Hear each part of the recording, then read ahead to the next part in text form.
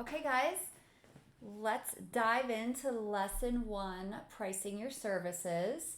This is one of the biggest areas where people tend to really get hung up when starting their virtual assistant business because there's so many different options and it's definitely a sensitive issue. So, we're going to go over some ways that you can start to put a dollar amount or even how to create your packages, and then some things that you need to keep in mind when you are creating your pricing structure.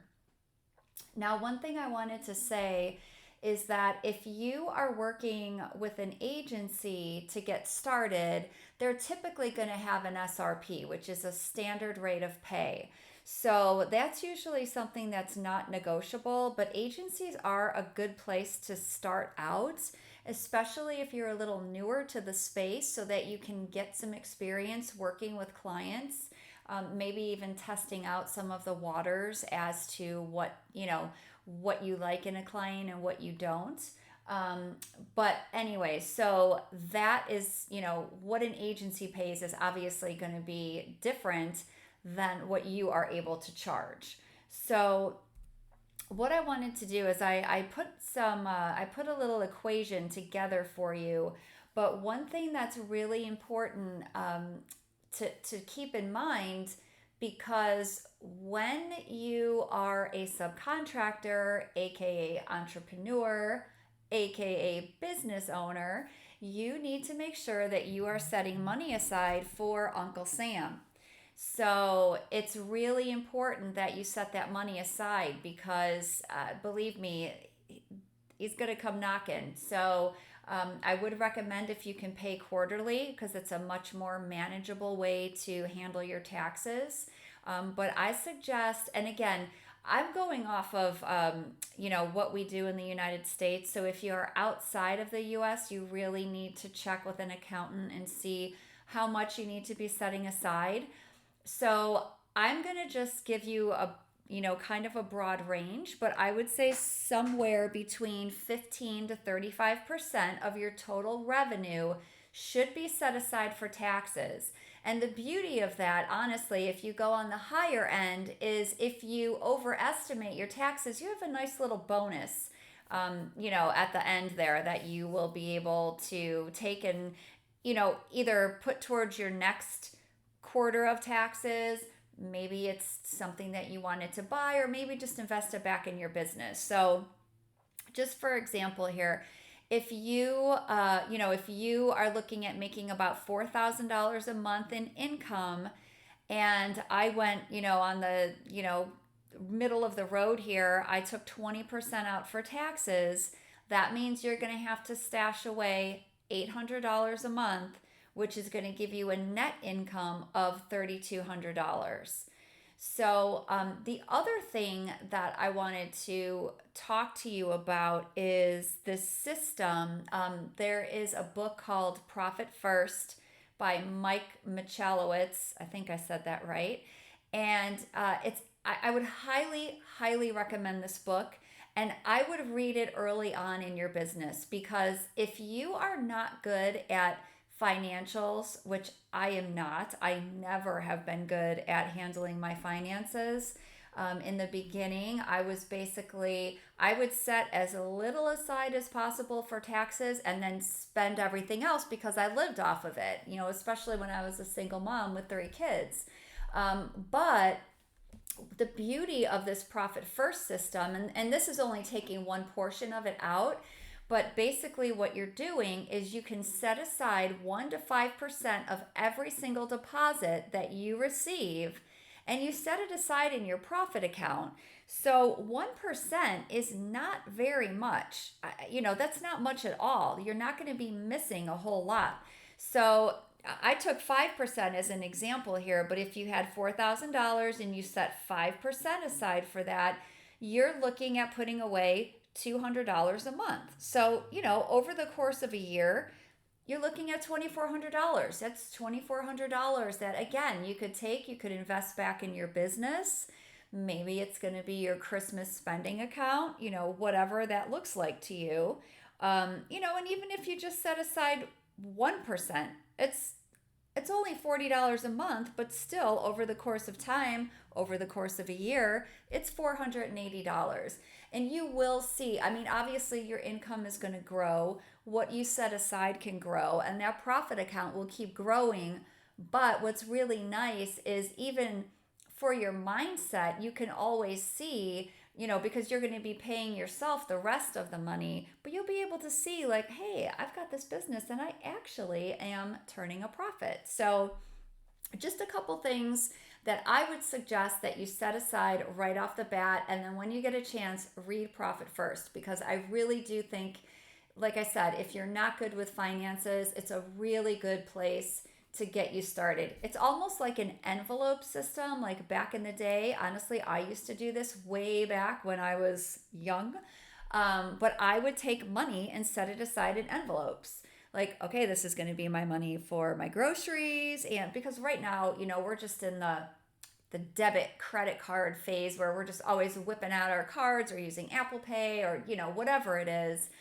So it's kind of nice because you set up these different accounts and you almost use them as these envelopes where you're stashing your money away. So, anyways, it's just kind of like an old school way to save some money, but I've really found it to be helpful. So you can do an hourly rate. You can set a retainer rate, which is like a monthly retainer. You can do project based, and you can create packages. So you can do creative packages or you can do hours packages. Okay, so let's start with the hourly rate and we're going to do the math. So basically, you can think of it, just to simplify it, take the amount of money that you need to make on a monthly basis, divide it by the number of hours that you want to work each month, and that equals your rate. Now, the problem with that is that if the rate comes out to $75 an hour and you're just getting started as a VA, you're not going to be getting any clients or keeping them for that matter. Okay, so we're going to talk about the hourly rate and we're going to work on doing the math to figure this out. Okay, so one thing that you really need to think about is your billable hours versus your non billable hours. So, your billable hours are the hours that you're getting paid for and working for a client. Okay, so that is the actual work being done that you can bill a client for. The non billable hours are the hours that you're not making any money on. Those are the hours that you are marketing and putting towards your virtual assistant business.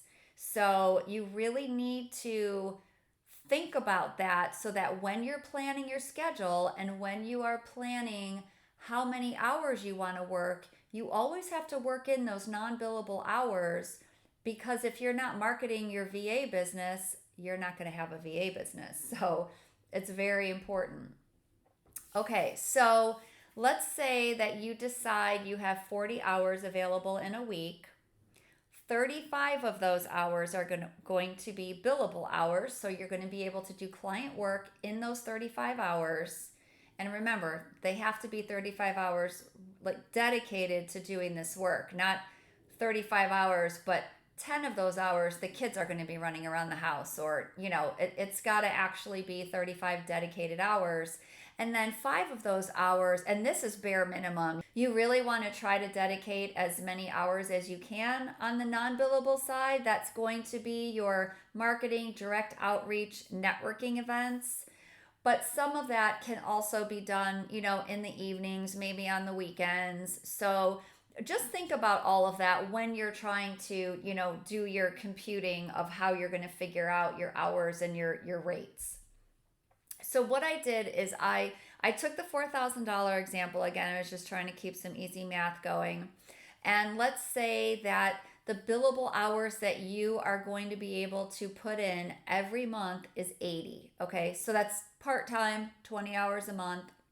20 hours a week. Your hourly rate would need to be $50 an hour.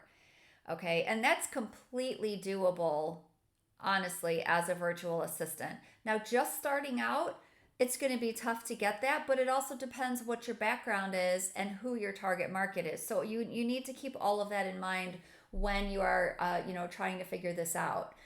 Let's say that you are looking for $4,000 a month and your billable hours are going to be 120. So let's say you're going to work 30 hours a week. You're looking at $33 an hour. So you can see that the more hours that are able to put in the beginning is going to lower your hourly rate. And 25 an hour is usually a good starting rate for a virtual assistant, especially if you're on your own. Now, like with our agency, we hire people on between $18 and $20 an hour, but obviously we're an agency. I couldn't be paying our girls 33 and $50 an hour, because then I'm completely pricing myself out of the market. But as a freelancer, and again, depending on your specialty and your target market, your rates can be up $75, $100 an hour, once you get to that real expert level. So always keep that in mind. The sky's the limit. It's your business. So, you're the one that's going to you're the one that's going to dictate what you end up making in the end. The other thing that I recommend is research what other VAs are charging in your field or a similar field. You can always do this, because honestly, when we first started the agency, I actually had somebody call around to the different VA agencies that did not have their pricing listed on the website. And we just kind of posed as clients and got the rates that way. But it's nice to do that, because you don't want to be undercutting yourself, but you also don't want to be pricing yourself out of the market. And another good thing to always keep in mind is that you can raise your rates as you go. So just because you set a rate today with one client doesn't mean the next client it couldn't be a different rate. Now, you don't want to be doing that continually, especially if it's in let's say a close-knit networking group and people start talking about that. But it's definitely, as you progress and evolve, you will definitely be able to change and update your rates. So that just goes with this. Keep your pricing reasonable but competitive, because if you come in real low, somebody's going to think, well, why are you so cheap when everybody else is higher? So that's why doing a little bit of research, especially within your specific industry, is a really good starting point. Okay, so let's say that you decide that you want to do a retainer, or you start out hourly. I always suggest starting out hourly, and I only say that because if you are brand new to this and brand new to offering these services, you're going to need some type of a gauge on how much time it's going to take you to do these certain things, because retainers tend to be somewhat of an hours package anyways. So basically what it is you set a monthly rate, and then this will typically include an hour range and a set of services. So, a retainer could be, I'm going to charge you X amount of dollars for up to 20 hours of work. So maybe one month it's only 10 hours, but you're kind of keeping track of that in the back of your mind, because you don't want to be working continually 30 hours a month when you're technically only getting paid for 20. So think of it as like if you were an employee, it would be like a salary rate. That's what a retainer is. And so you just want to make sure that when you're figuring that all out, that you don't sell yourself short. Okay, then we can move on to the packages. So what you can really do here is packages are great for bundling certain services together. Okay, so let's say for the administrative, portion, you want to bundle services that encompass calendar management, email management, and appointment scheduling.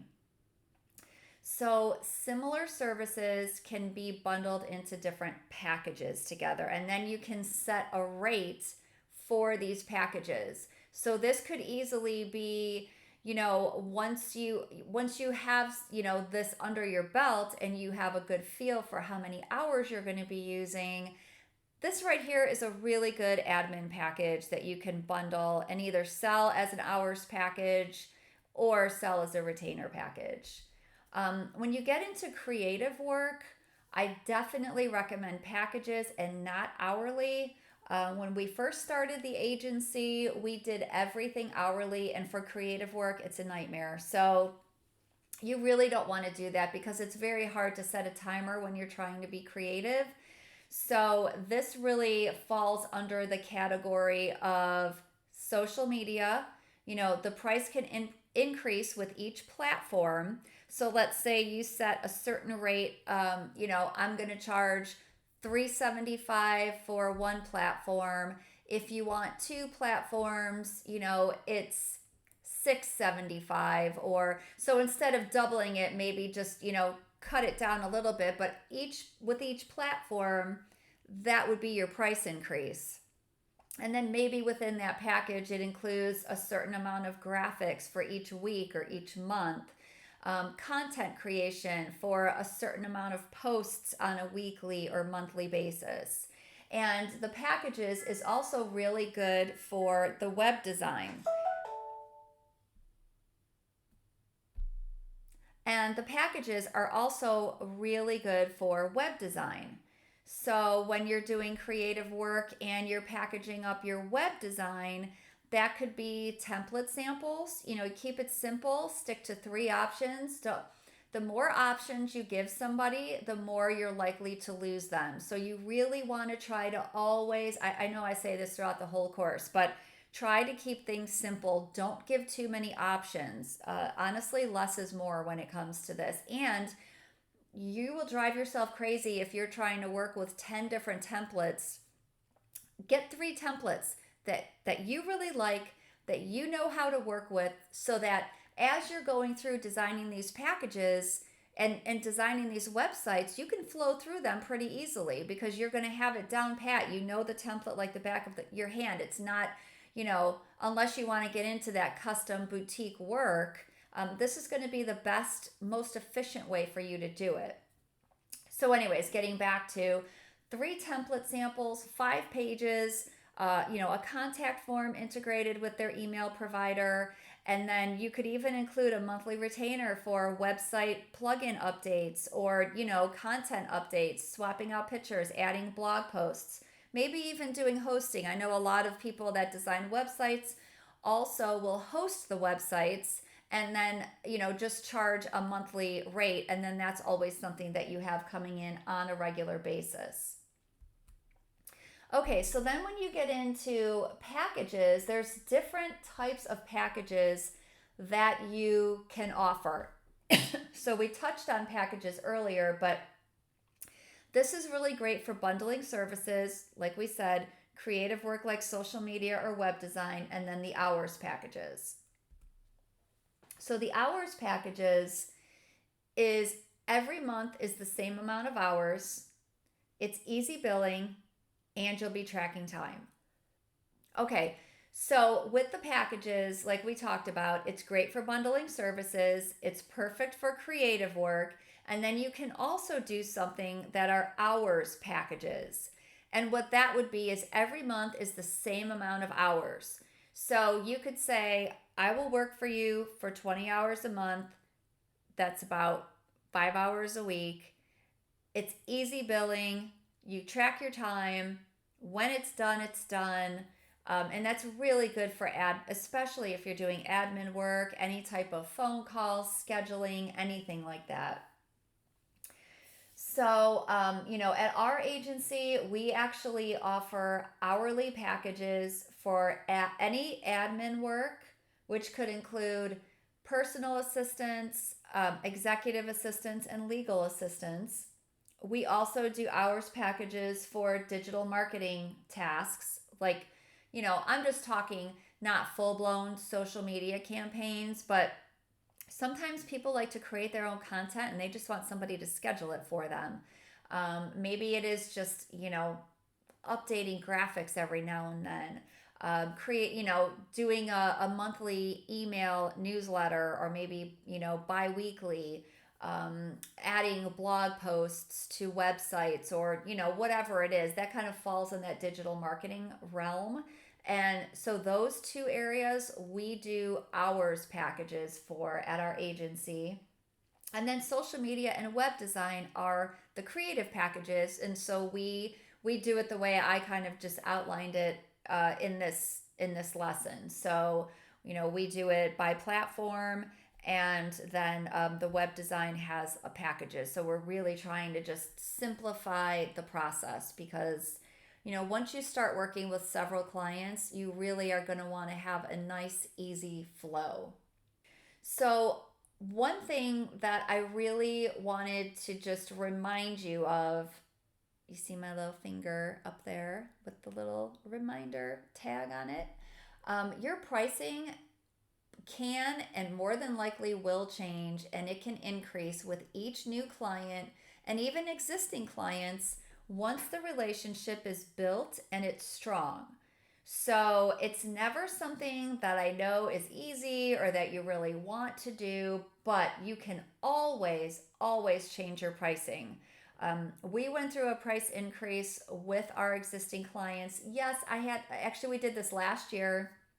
It was very uncomfortable. I'm not a person that likes to deal with that. I'm just not confrontational. So, whenever somebody comes up against me, I really don't like to, I just don't like to have those challenging conversations. But I will say that people understood, they understood that, prices, they just increase. And it's always a good idea when you're creating your contract to make sure that you have something in there, worked in there about the pricing and that it can change. So the next thing I wanted to talk to you guys about, and I'm not going like too deep into this, but accepting payments from clients, because there's always a lot of questions around that, and there are so many options available on how you can do this. And again, especially in the very beginning, keep it simple and keep everything as low cost as possible. Okay? So, client payments, there's different ways that you can do it. You can either, if you have the packages, you can collect the payment upfront before the services are done. If you do it on an hourly, basis, you can do that at the end of each month or even bi-weekly. But the one thing to keep in mind if you're doing it bi-weekly is that you're going to be processing those payments or sending out those invoices then every other week instead of once a month. So you just have to, kind of think about that and keep that in the back of your mind as you're deciding how you're going to do this. So when you're actually accepting the payments, these are some of the options that you have. Now, obviously, there are 100 other options out there. The easiest one, what we started with in the very beginning, was PayPal. It's super simple to use. You create your invoices right in there, send them out, the people pay it, boom, you're done. It goes right into your account. It's totally free to use, but they do charge you a percentage of each, transaction that comes through. So, and that varies. So I didn't want to put an actual percentage in here. So just, look into that and see what that percentage is. As you grow, as you start getting more clients, maybe even bigger ticket clients, that percentage that's coming out can really start eating into your profits. What we ended up doing was switching to a merchant service, which is through our bank. There was an initial setup fee. It was pretty low, though. I want to say it was probably like $99 to just get everything set up. And the per transaction fee, though, was less than half of what PayPal was charging. So I don't have a monthly fee that I pay. I'm paying a less per transaction fee for every time I'm processing a payment. So in the end, it really did end up saving money. The other route that you can go is QuickBooks. There is a monthly fee attached to that. I think their minimum right now is $20 or $22, something like that.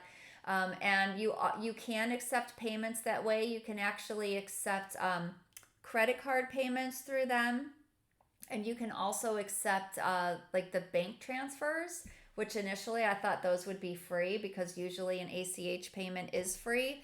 But I found out quickly that that is not the case.